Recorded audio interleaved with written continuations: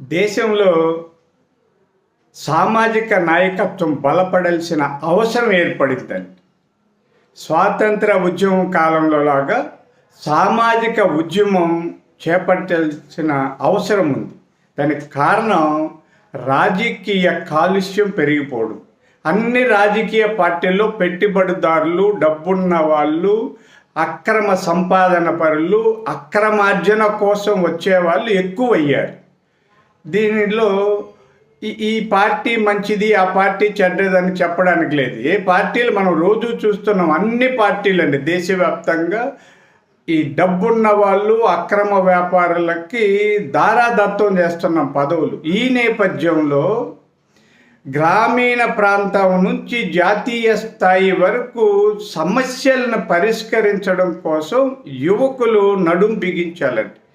నాయకత్వం అంటే రాజకీయం కాదు. నాయకత్వం అంటే సమాజాన్ని నడిపించడం, మన చుట్టూ ఉన్న వాళ్ళ సమస్యలు పరిష్కరించడం, వాళ్ళకు మార్గదర్శనం చేయడం, నాయకత్వం వహించడం.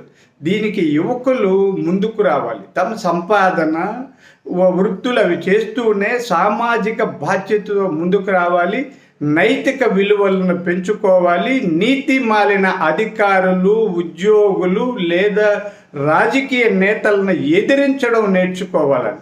మనది ప్రజాస్వామ్యం, మనకు చాలా హక్కులు, రక్షణలు ఉన్నాయి. ఎవరికీ భయపడాల్సిన పని లేదు. కాబట్టి నిబద్ధత కలిగిన యువత నాయకత్వం చేపట్టడానికి ముందుకొస్తేనే ఈ సమాజం మరింత అభివృద్ధి చెందుతున్నదని నా ఉద్దేశం అండి. కాబట్టి దయచేసి యువత సామాజిక నాయకత్వం చేపట్టాలి, బలోపేతం చేయాలని కోరుకుంటున్నాను.